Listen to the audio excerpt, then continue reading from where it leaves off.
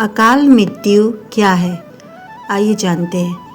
गरुड़ पुराण के अनुसार यदि किसी व्यक्ति की मौत जहर पीकर, फांसी लगाकर, भूख से पीड़ित होकर, आग से जलने पर, किसी हिंसक प्राणी द्वारा जल में डूबने से, किसी दुर्घटना के कारण, किसी जहरीले सांप या बिच्छू के काटने से या फिर आत्महत्या करने से होती है तो वह अकाल मृत्यु कहलाती है। अकाल मृत्यु वह स्थिति है जब शरीर का नष्ट हो जाता है लेकिन आत्मा संसार में ही बनी रह जाती है। आप और हम देखते हैं कि आए दिन लोग सड़क दुर्घटना या फिर किसी आपदा या शिकार हो जाते हैं और अपनी जान गंवा बैठते हैं। ऐसी मौतें को धर्म शास्त्र में अकाल मृत्यु का दर्जा दिया गया है। आइए जानते हैं अकाल मृत्यु किसे और क्यों होती है। एक अटल सच्चाई है कि जिस धरती पर जिस भी प्राणी ने जन्म लिया है उसकी मौत होना तय है।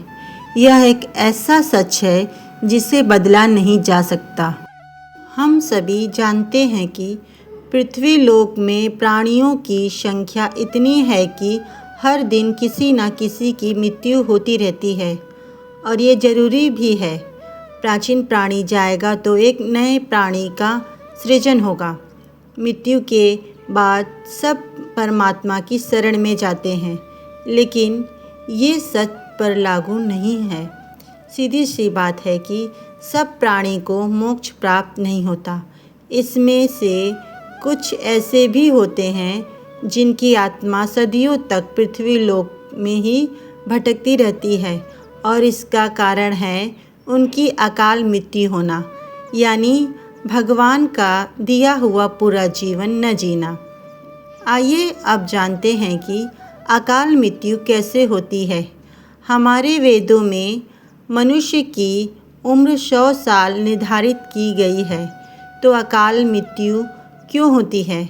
इन 100 साल की निर्धारित उम्र में दुष्कर्म को नहीं मिलाया गया है। मतलब इंसान की मृत्यु तभी होती है जब उसके पास धर्म कार्यों के लिए शक्ति नहीं होती या फिर उसका शरीर उसे धर्म कार्य करने की इजाज़त नहीं देता, अर्थात वह धार्मिक कार्य करने के लायक नहीं रहता।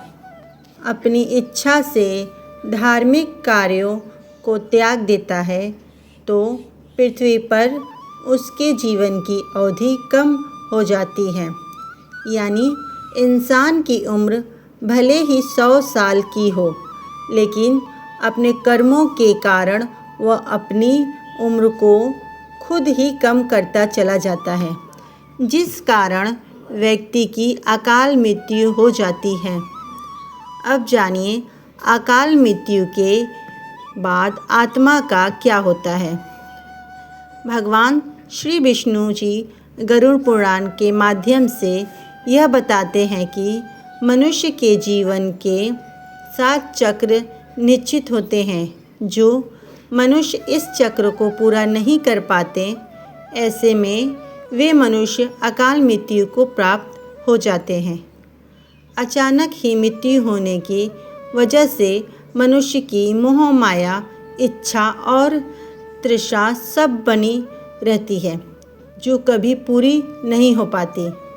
ऐसे में शरीर तो नष्ट हो जाता है, लेकिन अकाल मृत्यु प्राप्त होने वाली आत्माएं धरती पर अपने परिजनों की और जीवित लोगों को कष्ट पहुंचाती रहती हैं और अपनी तृष्णा पूरी करने की कोशिश करती हैं।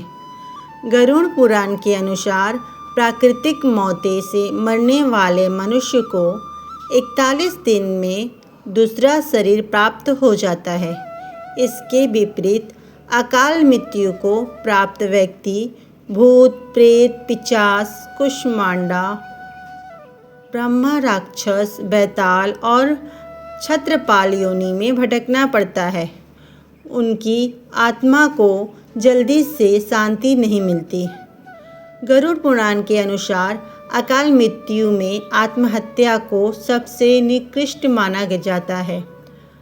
आत्महत्या को हमारे हिंदू ग्रंथों के अनुसार सबसे घिनौना कृत्य बताया गया है।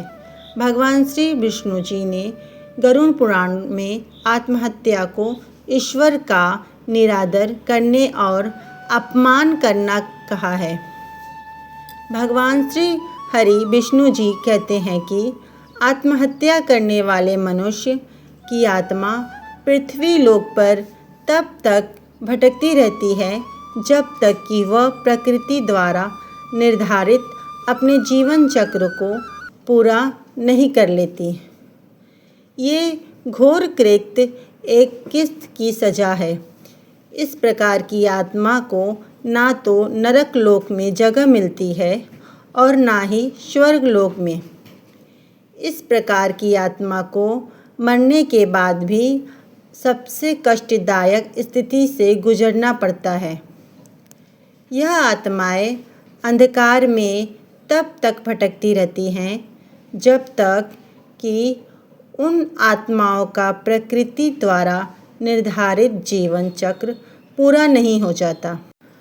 आत्महत्या करने वाली आत्माओं के कष्ट को तो दूर नहीं किया जा सकता, लेकिन गरुड़ पुराण में अकाल मृत्यु को प्राप्त मनुष्य की आत्मा की शांति हेतु कई उपाय और मंत्र बताए गए हैं, जिन उपायों को घर के परिजन द्वारा किया जाता है और जिससे कि अकाल मृत्यु को प्राप्त मनुष्य की आत्मा इन उपाय और मंत्रों द्वारा शांत की जाती है और तब वो आत्मा घर के लोगों और बाहरी लोगों को कष्ट नहीं पहुंचाती। लेकिन आत्मा इन उपायों और मंत्र के कारण केवल शांत होती है, उसे मोक्ष की प्राप्ति नहीं होती जब तक उसका निर्धारित जीवन चक्र पूरा नहीं हो जाता। क्या है अकाल मृत्यु के संकेत अर्थात अकाल मृत्यु के लक्षण? 1.